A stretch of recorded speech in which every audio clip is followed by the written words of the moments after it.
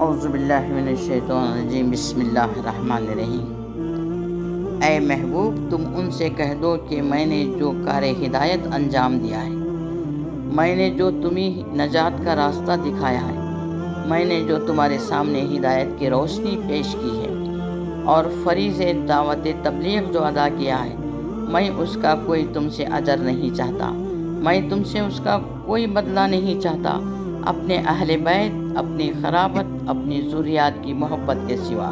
صرف میں یہ چاہتا ہوں کہ تم میری آل سے محبت کرو۔ یہ ایک اعلان ہے جو حضور صلی اللہ علیہ وسلم کی زبان رسالت مآب سے کرایا جا رہا ہے۔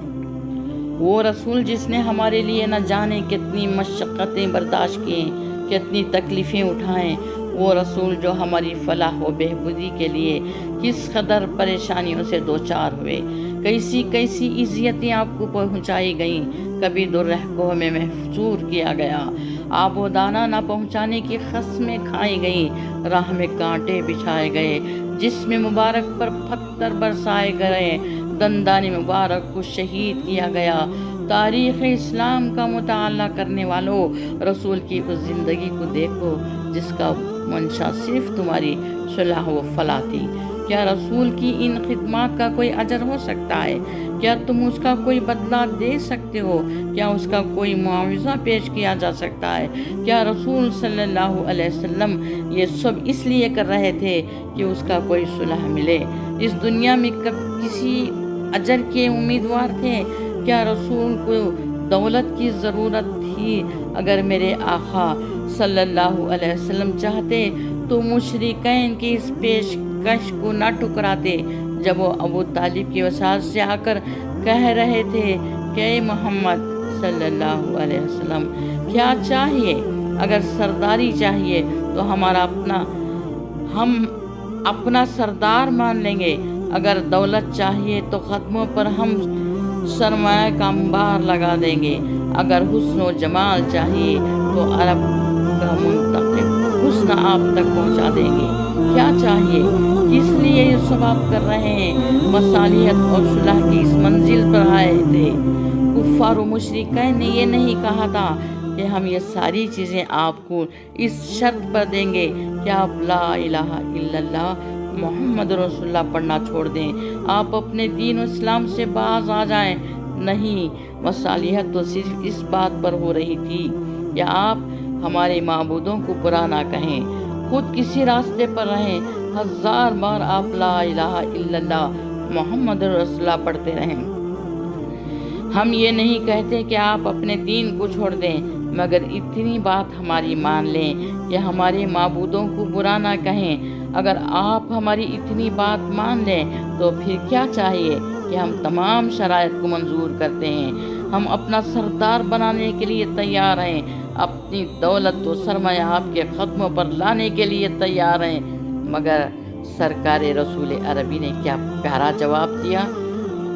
تاریخ کے صفحات پر سنہری نقوش سے آج یہ الفاظ آج تک شبت اور نمایاں ہیں کہ ایک ہاتھ میں لا کر تم سورج رکھ دو اور دوسرے ہاتھ میں لا کر تم چاند رکھ دو، پھر بھی میں اپنے مشن سے باز نہیں آ سکتا۔ ذرا غور تو کرو، جس کا کلمہ ہو لا الہ الا اللہ، نہیں ہے کوئی معبود اللہ کے سوا، وہ کافروں کی احمقانہ پیشکش کو کیسے قبول کر سکتے تھے؟ یاد رکھو، صرف اس بات سے کوئی مومن نہیں بنتا، اس بات سے پہلے نفی کی ضرورت ہوتی ہے۔ تم خدا کو ہزار مانو، مگر اگر معبودان باطل کا انکار نہ کرو تو تم کبھی مومن نہیں ہو سکتے۔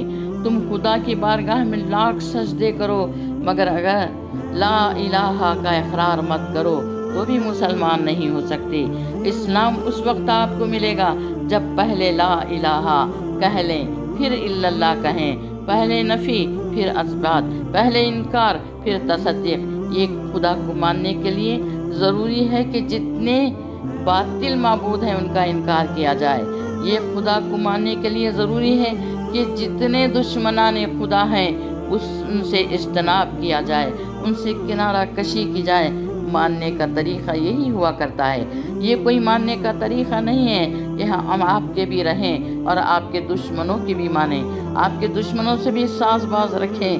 باغبان بھی خوش رہے، راضی رہے صیاد بھی۔ یہ ماننا نہیں ہے، یہ منافقت کی بدترین صورت ہے۔ اگر ہم آپ کے بھی بنے رہیں اور آپ کے دشمنوں کے بھی بنے رہیں، اسلام ایک ستھرا دین ہے، وہ ہمیں ایسا فریب نہیں دے سکتا، ہمیں ایسی تعلیم نہیں دے سکتا جس میں انسان مومن کے بجائے منافق بنے۔ اسی لیے اسلام کا کلمہ پہلے یہی ہے، لا الہ الا اللہ، پہلے انکار پھر اثبات۔ جب کوئی یہ کہے کہ نہیں بھائی کسی کو برا مت کہو، کسی کو ایسا ویسا مت کہو، تو اس سے کہو کہ پہلے تم کلمہ پڑھنا ہی چھوڑ دو۔ کون ہے جو کسی کو برا نہیں کہتا؟ ہر دین والا، ہر مذہب والا، ہر عزم والا اپنے عقیدے و نظریے کی روشنی میں اپنے سوا کو باطل کہتا، اپنے سوا کو باطل سمجھتا ہے۔ دوسرے کو تو یہ حق ہے کہ وہ آپ کو باطل سمجھے، اور آپ کو حق نہیں ہے کہ آپ اس کو باطل سمجھیں۔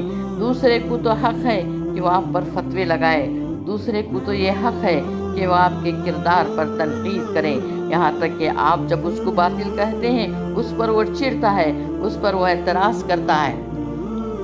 یہ بھی تو ایک اعتراض ہے، یہ بھی تو ایک انکار ہے، یعنی آپ کے اس کہنے کو وہ قبول نہیں کر رہا ہے۔ جب کسی کو برا نہ کہو تو ہمارے باطل کہنے کو منظور کر لو۔ ہم تمہیں باطل کہتے ہیں، ہمارے اس باطل کہنے کو باطل مت کہو تو ہم سمجھ لیں گے کہ تم بڑے صلح کار ہو۔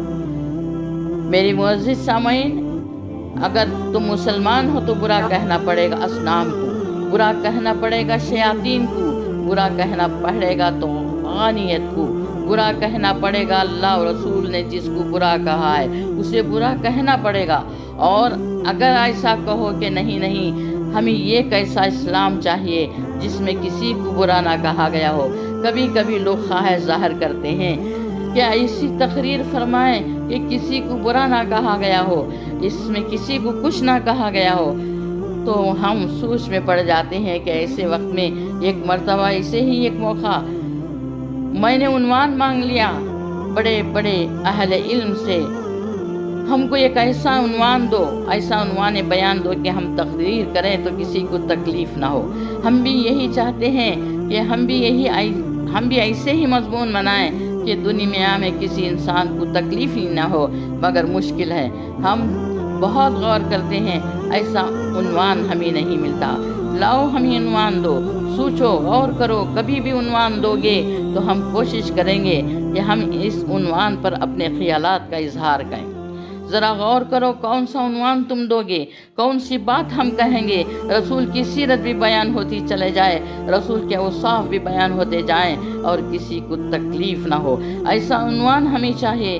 ارے دوستو بہت مشکل ہے، اگر تم دن کا عنوان دو گے تو رات کو تکلیف ہوگی، اگر رات کا ذکر ہم نے چھیڑ دیا تو دن کو تکلیف ہوگی، اگر جناب آگ کی بات ہوئی تو پانی پر کیا گزرے گی، اور پانی کی بات ہوئی تو آگ پر کیا گزرے گی، ذرا غور تو کرو۔ حضرت ابراہیم کی بات ہوئی تو شیطان پر کیا گزرے گی، اگر شیطان کی بات ہوئی تو حضرت آدم پر کیا گزرے گی۔ ہم سوچ میں پڑ گئے کہ آخر وہ کون سا عنوان ہے جس کو ہم بیان کرتے چلے جائیں اور دنیا میں کسی انسان کو اختلاف نہ ہو۔ اے سیرت رسول کے بیان کرنے والوں، کیا غزوہ بدر کا بیان نہ ہوگا، کیا غزوہ احد کا بیان نہ ہوگا، کیا غزوہ خندق کا بیان نہ ہوگا؟ اور جب تم غزوہ بدر کا بیان کرو گے تو یہی تو دکھاؤ گے کہ دیکھو یہ رسول کی جماعت ہے، دیکھو یہ ابو جہل کی جماعت ہے، اور جہاں یہ تفریق تم نے کی وہاں تکلیف شروع ہو گئی۔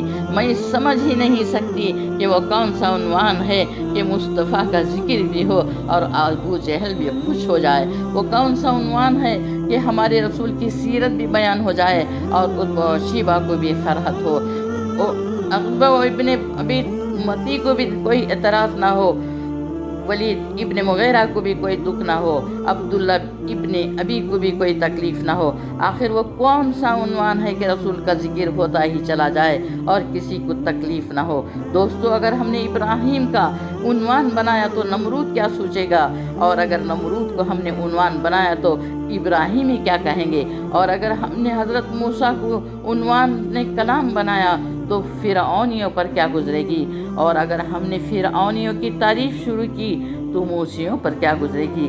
मेरी समझ में नहीं आता कि वो कौन सा उन्वान है, और मैं तो ये कह रही हूँ कि उन्वान तो बाद में मतीन करना, कलमा पढ़ना मुश्किल हो जाएगा, इसलिए कि इस कलमे के अंदर ही पहले इनकार किया गया है, फिर इस्बात किया गया है। समझ ही में नहीं आता कि क्या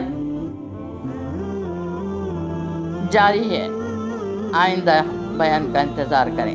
अल्हम्दुलिल्लाह।